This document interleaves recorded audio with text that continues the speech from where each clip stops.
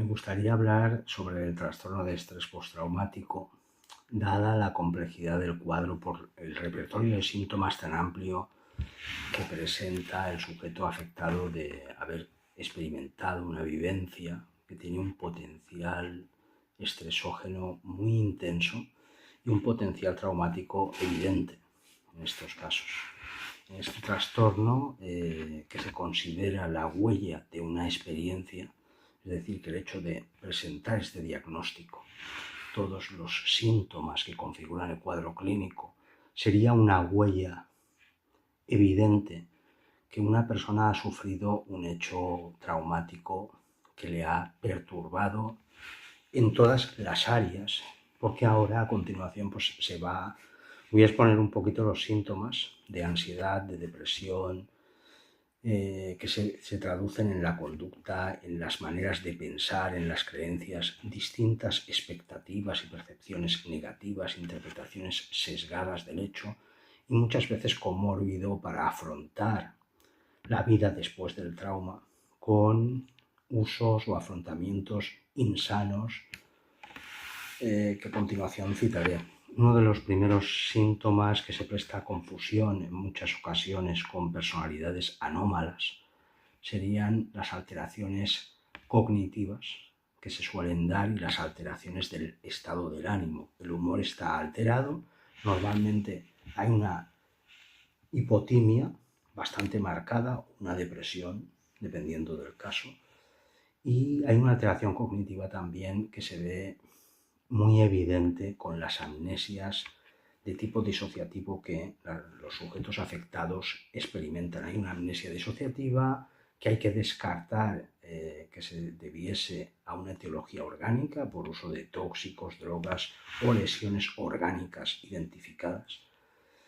En los casos de trastorno de estrés postraumático psicógeno, sin lesión orgánica y sin causa de drogas o tóxicos, hay una amnesia disociativa, la persona no recuerda algo que sucedió importante y eso indica que hay una alteración cognitiva que también se expresa en creencias o interpretaciones negativas y expectativas negativas, que se traducen en una tríada cognitiva de la depresión, es decir, se ve a sí mismo como una persona que está muy mal, a los demás como personas a los que no puede confiar ni vincularse, y al mundo se ve como un lugar peligroso. Esto puede hacer que en los test que evalúan personalidad se confundan con personalidades de tipo paranoide, de tipo esquizoide, incluso, bueno, yo diría más de tipo de las personas que van muy solitarios y muy desconfiados. Pero es precisamente esa puntuación elevada en la esquizoidía y en la paranoia lo que revelaría que es la consecuencia de haber sufrido un suceso traumático. Se expresan con una alteración cognitiva y del humor, como decía, con una tríada cognitiva de la depresión, ver a los demás, a sí mismo y al mundo como excesivamente peligroso, la desconfianza o la suspicacia en los demás y las creencias negativas hacia sí mismo. Estoy mal, tengo los nervios destrozados, etc. Hay una percepción distorsionada además de la causa y de los efectos del hecho traumático vivido, con una tendencia a autoincriminarse o autoinculparse, por lo tanto un sentimiento de culpabilidad asociado, o bien de proyectar la culpa o la responsabilidad en los demás, inculpar a los demás o a sí mismo. Por lo tanto, la percepción y la interpretación del suceso está distorsionado. Un interés y una participación muy disminuida en actividades sociales o en actividades significativas. Hay una anedonia que se puede confundir con la depresión. De hecho, la depresión es un cuadro clínico comórbido que se copresenta con el trastorno de estrés postraumático. Podría haber también un sentimiento de desapego o de extrañamiento hacia los demás, incluso familiares o conocidos, que podría prestarse a confusión con ciertas personalidades, en las que el desapego forma parte de su funcionamiento, es decir, personalidades esquizoides, personalidades paranoides. Hay una incapacidad de manifestar y expresar o sentir y sentir también emociones positivas, por lo tanto hay un bajo afecto positivo.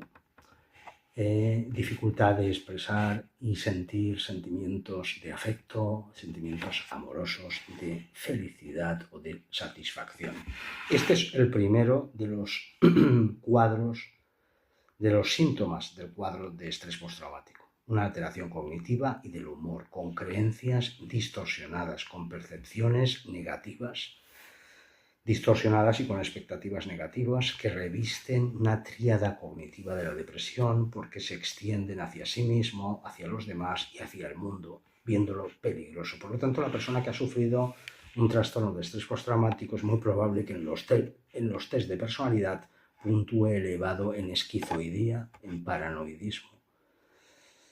Y por lo tanto se pueden prestar a confusión que la personalidad sea en esta dirección, que la esencia de la persona que ha vivido el cuadro clínico, que está presentando el cuadro clínico y que ha vivido ese hecho traumático, sea este perfil de esquizoide o paranoide, cuando normalmente y con frecuencia no lo es, no es el perfil o la personalidad de base de la persona. Primer cuadro de síntomas que decía, síntomas que van hacia la alteración cognitiva y del humor. Segundo, síntomas que van hacia la tendencia evitativa extrema, evitar de manera persistente cualquier estímulo, cualquier persona, cualquier lugar que pueda llegar a representar o simbolizar de alguna manera la situación o el hecho que vivió y que le perturbó de una manera significativa a nivel clínico.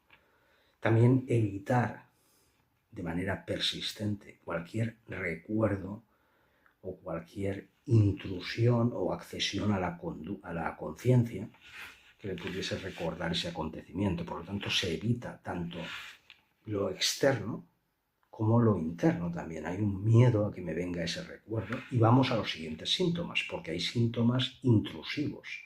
Sin control, sin voluntariedad, la persona acceden a su mente recuerdos involuntarios, incontrolados, de manera intrusiva, que le generan una angustia importante, una intensa angustia, recuerdos angustiosos, sueños disfóricos también que generan un malestar y son angustiosos, por supuesto. El sueño también está alterado, lo veremos más adelante, y hay una reacción disociativa como un mecanismo de defensa. Hablábamos de una alteración cognitiva con amnesia disociativa, pero también hay una reacción disociativa que podría ser de fruto, en este caso es fruto de los síntomas intrusivos, de esos recuerdos, de esos sueños que acceden sin control y sin voluntad a la mente.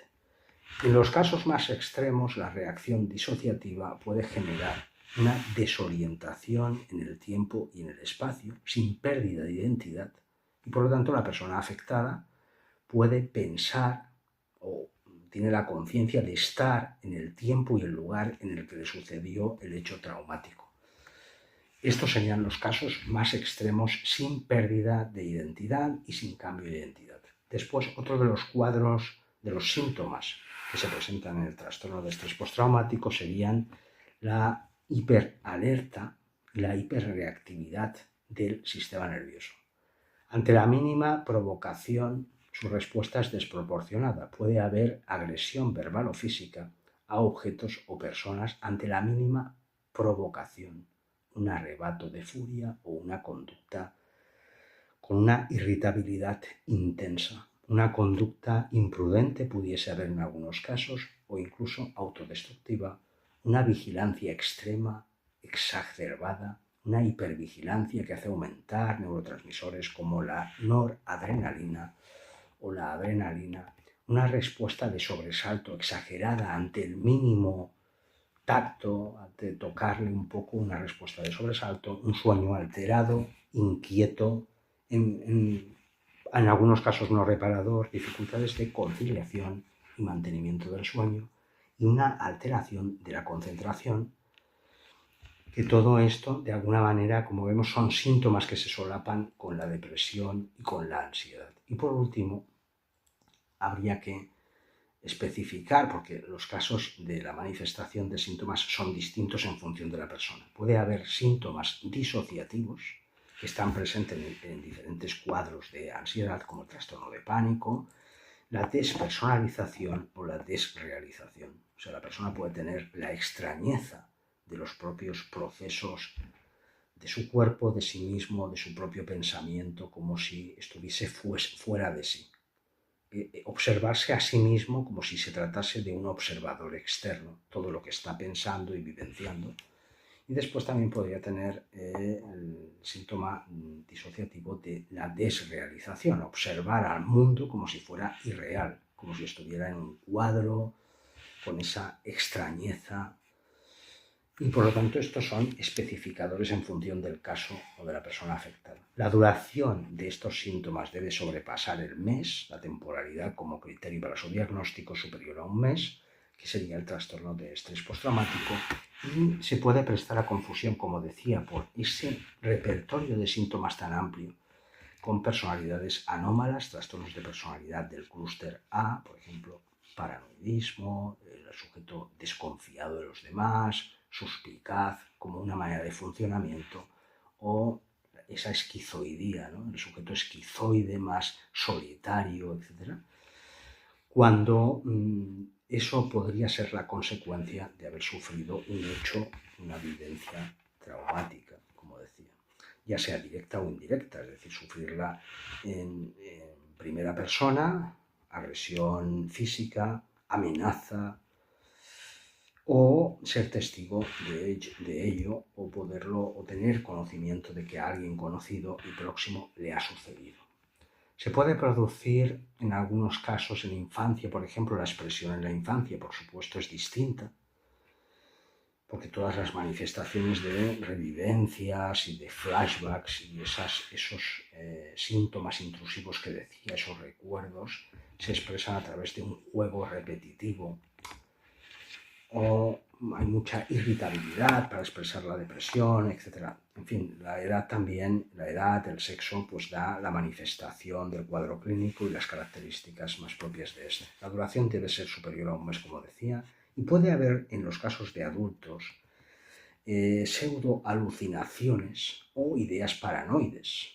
Ya lo hemos dicho, que se pueden prestar a confusión con ciertas personalidades cuando esto es la consecuencia de haber sufrido o de estar presentando este cuadro clínico tan amplio en la expresión sintomatológica. Las pseudoalucinaciones se le llama pseudo porque la persona es consciente que está escuchando voces que le pueden criticar a él, avergonzarse porque sintió humillación o no respondió según su criterio estándar de respuesta que hubiese sido el ideal. Y por lo tanto puede haber sentimientos asociados, pero en todo caso esas voces que hablan o critican entre sí no son patognomónicas de una psicosis. Serían pseudoalucinaciones y la persona tiene conciencia de que esas pseudoalucinaciones son mentales, de que esas voces son mentales. Las ideas paranoides están muy vinculadas pues, a esas creencias y esa alteración cognitiva con esas creencias o esas distorsiones cognitivas presentes, como que el mundo es peligroso, los demás no se puede confiar en los demás, y estoy muy mal, no voy a poder afrontar todo, ¿no? Hay una comorbilidad también presente con otros trastornos, es decir, una persona afectada del trastorno de estrés postraumático es un 80% más vulnerable a tener otros trastornos mentales, como la depresión unipolar, la distimia, la ansiedad, en cualquiera de sus formas, la bipolaridad o el uso de tóxicos o drogas o sustancias o fármacos para afrontar toda la tormenta mental que está sucediéndose y que la causa y la etiología no es orgánica, no hay ningún golpe que haya dañado el sistema nervioso central ni estructuras cerebrales significativas. Tampoco se debe al uso de drogas ni a fármacos. Por lo tanto, el trastorno de estrés postraumático es un cuadro digno de consideración. Las personas que lo sufren tienen que afrontarlo de la mejor manera posible, haciendo ejercicios de relajación